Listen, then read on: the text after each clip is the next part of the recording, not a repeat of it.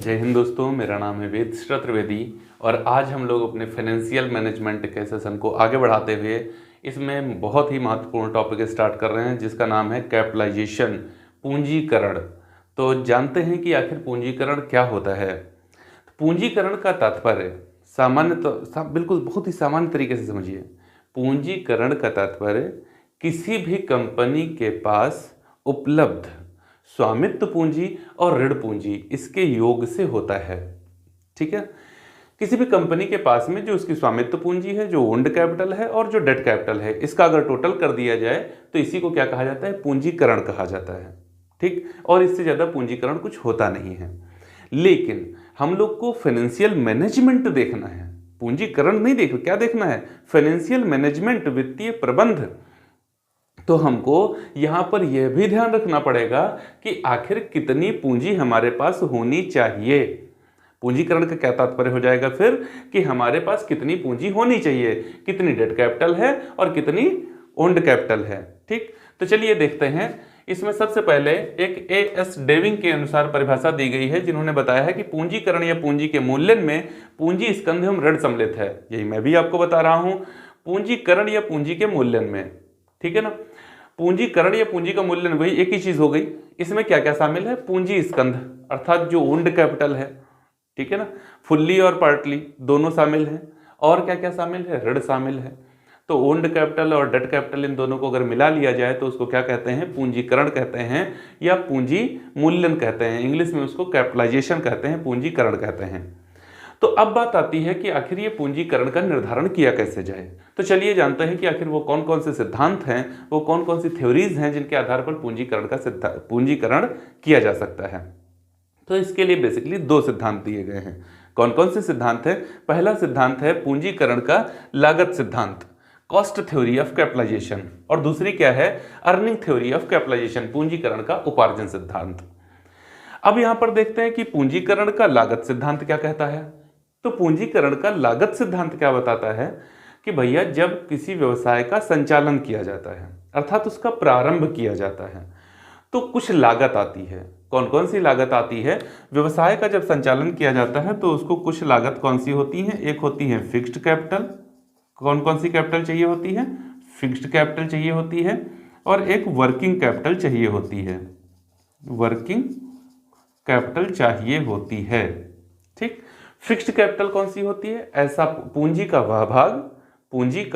वह भाग जिसको लगा के स्थायी संपत्तियां खरीद ली गई, उसको क्या कहा जाता है? फिक्स्ड कैपिटल कहा जाता है, स्थायी पूंजी होती है। फिर क्या होता है? जो रोज दैनिक आवश्यकताओं की पूर्ति के लिए और व्यवसाय के सफल व कुशल संचालन के लिए पूंजी का वह भाग जिसको रोक लिया गया है, व्यवसाय के सफल संचालन के लिए, कुशलतम संचालन के लिए, उसको क्या कहा जाता है? वर्किंग कैपिटल कहा जाता है। तो इन दोनों का अगर योग कर लिया जाए तो वो क्या है? कॉस्ट थ्योरी ऑफ कैपिटलाइजेशन है। ठीक, मान लीजिए किसी भी व्यवसाय में जो फिक्स्ड कैपिटल है वो है 20 लाख रुपए। कितनी है? 20 लाख रुपए। और वर्किंग कैपिटल उसने रोक ली है अपने पास 5 लाख रुपए। इसका मतलब है कि यहाँ का कैपिटलाइजेशन कितना हो गया है? तो भैया 25 लाख रुपए इसका वैल्यू ऑफ कैपिटलाइजेशन हो गया है, पूंजीकरण का मूल्य हो गया है 25 लाख रुपए। बहुत ही सामान्य तरीके से आप समझ रहे हैं चीज़ों को, ठीक है ना? बात क्लियर है?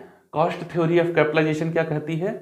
कॉस्ट थ्योरी ऑफ कैपिटलाइजेशन कहती है कि किसी भी व्यवसाय को प्रारंभ करने में हमारी जो लागत आती है उस लागत का योग कर लीजिए, और वही योग हमारा कॉस्ट थ्योरी ऑफ कैपिटलाइजेशन है, वही योग हमारा क्या हो जाएगा? पूंजीकरण हो जाएगा। ये कौन कहता है? कॉस्ट थ्योरी ऑफ कैपिटलाइजेशन कहती है। लेकिन व्यवहार में जो है ये अव्यवहारिक प्रतीत होती है। इन प्रैक्टिस ये बहुत ही अव्यवहारिक प्रतीत होती है। क्यों? क्योंकि अगर हमने केवल और केवल संपत्तियों को ही देखा, अगर हमने केवल और केवल संपत्तियों में लगी हुई धनराशि को ही देखा और इसी को अपना पूंजीकरण माना, तो संपत्तियों में एक अप्रचलन भी होता है, एब्सोलेंस भी होता है। ठीक, मान लो एब्सोलेंस की कंडीशन आ गई तो हम तो अपने यहाँ क्या करेंगे? 25 लाख रुपए की संपत्तियां हैं, 25 लाख लिख के बैठे हैं और मौज भी मार रहे हैं कि 25 लाख रुपए संपत्तियां हैं हमारी। ठीक, लेकिन एब्सोलेंस के कारण इन संपत्तियों का मूल्य जीरो भी हो सकता है, शून्य भी हो सकता है, या शून्य से कुछ अधिक लेकिन जितना हमने लिखा है उससे कम भी हो सकता है। इस कंडीशन में मार्केट के अकॉर्डिंग हम नहीं चल पाएंगे, जबकि हमारे पास संपत्तियां होंगी। तो इसलिए यह सिद्धांत जो है ये पूर्ण रूप से लागू नहीं किया जा सकता। ध्यान रहे, पूर्ण रूप से लागू नहीं किया जा सकता। तो अब कहाँ चलेंगे? तो दूसरा सिद्धांत आ गया, पूंजीकरण का उपार्जन सिद्धांत। कौन सा? पूंजीकरण का उपार्जन सिद्धांत, अर्निंग थ्योरी ऑफ कैपिटलाइजेशन। ये क्या कहती है? ये कहती है कि आपको कितना कमाई करना चाहते हो, आप कितनी कमाई करना चाहते हो, उस कमाई के अनुसार आप यह निर्धारित कर लो कि हमको कितनी पूंजी की आवश्यकता होगी। ये क्या कहता है कि आप कितनी कमाई करना चाहते हो, जितना आप कमाना चाहते हो उसके आधार पर पूंजी का निर्धारण आप आसानी से कर लीजिए। इसमें कौन सी बड़ी समस्या आपके सामने आकर के खड़ी हो गई है ना? अर्थात ये क्या बता रही है, इसके अकॉर्डिंग कैसे निर्धारण किया जा सकता है? जैसे यहां तो हमने 25 लाख रुपए का निर्धारण कर लिया था, इसके अकॉर्डिंग निर्धारण कैसे किया जाए? तो ये क्या कहती है कि आप जो है वो एस्टिमेटेड एनुअल इनकम, कितनी एनुअल इनकम आप लेना चाहते हैं, आप एनुअल इनकम कितनी चाहते हैं, और जितनी एनुअल इनकम चाहते हैं उसको मल्टीप्लाई दे दीजिए किससे? रेट ऑफ कैपिटलाइजेशन से, रेट ऑफ कैपिटलाइजेशन से। बस आपका जो ये मल्टीपल योग आएगा वही कैपिटलाइजेशन है, वही पूंजीकरण है। जैसे कोई बंदा चाहता है कि हमको 2 लाख रुपए का लाभ हो जाए, कितना चाहता है? 2 लाख रुपए का लाभ वो चाहता है, और जो मार्केट में अर्निंग का रेट चल रहा है वो चल रहा है 10%। कितना चल रहा है? 10%। तो आप इसको मल्टीप्लाई कर दीजिए, कितना हो जाएगा? 20 लाख रुपए हो जाएगा, है ना? कितना हो जाएगा? 20 लाख रुपए हो जाएगा। अर्थात 20 लाख रुपए लगाइए, अर्थात 20 लाख रुपए लगाइए, 10% के हिसाब से 2 लाख कमाइए, है ना? 20 लाख लगाइए, 10% के हिसाब से 2 लाख कमाइए। ये है अर्निंग थ्योरी ऑफ कैपिटलाइजेशन। लेकिन जब हम लोग इस मेथड की बात करेंगे तो यहाँ पर ध्यान रहे हमको कि यहाँ 2 चीजें हमको चाहिए होती हैं। वो कौन सी 2 चीजें होती हैं? देखो हमने लिखा है ना, एक क्या लिखा है? एनुअल इनकम हमको चाहिए होती है, और दूसरा क्या होता है? रेट ऑफ कैपिटलाइजेशन हमको चाहिए होता है। क्या चाहिए होती है? एनुअल इनकम चाहिए होती है और रेट ऑफ कैपिटलाइजेशन चाहिए होता है। अब ये एनुअल इनकम और रेट ऑफ कैपिटलाइजेशन कैसे डिसाइड करेंगे? तो एनुअल इनकम जो होती है, वार्षिक जो अनुमानित वार्षिक आय होती है, ये हमेशा हमारे जो पिछले वर्षों का लाभ है उसके आधार पर ये होती है, निर्धारित की जाती है, और भविष्य के संदर्भ में होती है। ध्यान रहे, अनुमानित वार्षिक लाभ का मतलब क्या है? जो लाभ हम भविष्य में कमाना चाहते हैं। देखो ये क्या चाहता था? 2 लाख रुपए का प्रॉफिट हमको हो जाए, हो गया नहीं, हो चुका नहीं, हो जाए। और जो हो जाए इसका ये वाली बात है, ये कहाँ होगी? इन फ्यूचर होगी। तो जो ये अनुमानित वार्षिक लाभ होता है ये हमेशा क्या होता है? जो फ्यूचर पर डिपेंडेबल होता है ना, भविष्य पर निर्भर होता है। और इसका निर्धारण कैसे किया जाता है? तो पिछले वर्षों के लाभों पर इसका निर्धारण किया जाता है। पिछले वर्षों के लाभों का मतलब क्या हो गया? अरे भाई, आपका व्यवसाय पिछले कुछ वर्षों से संचालित होता हुआ आ रहा है ना। मान लो पिछले 10 वर्षों से आप प्रॉफिट कर रहे हैं, तो पिछले 4 वर्षों का लाभ आप ले लीजिए।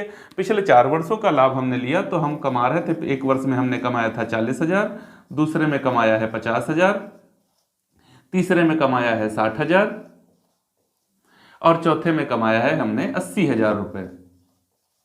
ये 4 वर्षों का लाभ है हमारा। अब इस 4 वर्षों के लाभ को आप 4 से डिवाइड कर दीजिए, कितना हो जाएगा? 5 4 9, 9 6 15, 15 और 8 23, 2,30,000 रुपए हमारा ये टोटल आएगा। इसको 4 से अगर हम डिवाइड कर दें तो कितना आ जाएगा? 4 पंचे 20 हो जाएगा, 4 सत्ते 28 हो जाएगा, और 4 पंचे 20 हो जाएगा। 57,500 रुपए का हमारा एवरेज प्रॉफिट हो जाएगा। कितना होएगा? मेरा 57,500 रुपीज का एवरेज प्रॉफिट आ जाएगा। तो हम मान सकते हैं यार कि हमको 57,500 रुपए का प्रॉफिट चाहिए। ये क्या हो जाएगा? एस्टिमेटेड एनुअल प्रॉफिट हो जाएगा। हमने एस्टिमेट किया है कि अगले वर्ष भी हमको 57,500 रुपए का प्रॉफिट चाहिए, एवरेज रूप से। एवरेज रूप से वैसे आप यहां पर देखें तो 40, 50, 60 और 80, तो आप 1 लाख रुपए का लाभ भी अनुमानित कर सकते हैं। कोई बड़ी बात नहीं है। ये आपको अनुमान लगाना होता है कि हमको कितना प्रॉफिट चाहिए। लेकिन प्रॉफिट का अनुमान आप कैसे लगाएंगे? तो पिछले वर्षों के लाभों के आधार पर ही आप इसका अनुमान लगाएंगे। और कौन सा आपके पास आधार है जिसके ऊपर आप ये अनुमानित कर लेंगे कि हमें अगले वर्ष कितना लाभ होने वाला है? बात आपको समझ में आ रही होगी, उम्मीद है ना। तो ये होता है अनुमानित वार्षिक लाभ। हमने कब अनुमान लगा लिया कि हमारा एस्टिमेटेड एनुअल इनकम क्या होना चाहिए। अब बात अगर यहाँ पर पूंजीकरण की जाए, पूंजीकरण की दर की जाए, रेट ऑफ कैपिटलाइजेशन क्या होता है। तो रेट बहुत सी सामान्य शब्दों में से समझिएगा। रेट ऑफ कैपिटलाइजेशन का तात्पर्य होता है कि प्रत्याय की वह दर, प्रत्याय की वह दर जो विनियोगकर्ता अपने विनियोग के ऊपर प्राप्त करने की आशा करता है, उसे कहा जाता है पूंजीकरण की दर, रेट ऑफ कैपिटलाइजेशन। और ये रेट ऑफ कैपिटलाइजेशन वो हवा में कोई गांठे नहीं मार देता। उसी तरीके की जिस कंपनी में वो विनियोग कर रहा है, जिस कंपनी में वो विनियोग कर रहा है, उसी तरीके की अन्य कंपनियां जितना लाभांश दे रही हैं, जितना प्रत्याय दे रही हैं अपने इन्वेस्टर्स को, उतना ही ये इन्वेस्टर्स भी आपसे प्राप्त करना चाहते हैं। इसे ही क्या कहा जाता है, रेट ऑफ कैपिटलाइजेशन कहा जाता है। अब ये रेट ऑफ कैपिटलाइजेशन कैसे निर्धारित किया जा सकता है, तो इसके लिए एक फॉर्मूला यूज कर सकते हैं हम लोग। कौन सा, कैपिटलाइजेशन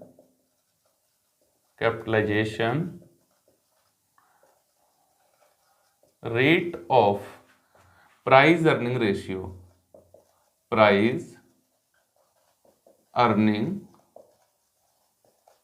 रेशियो बराबर price per share, price per equity share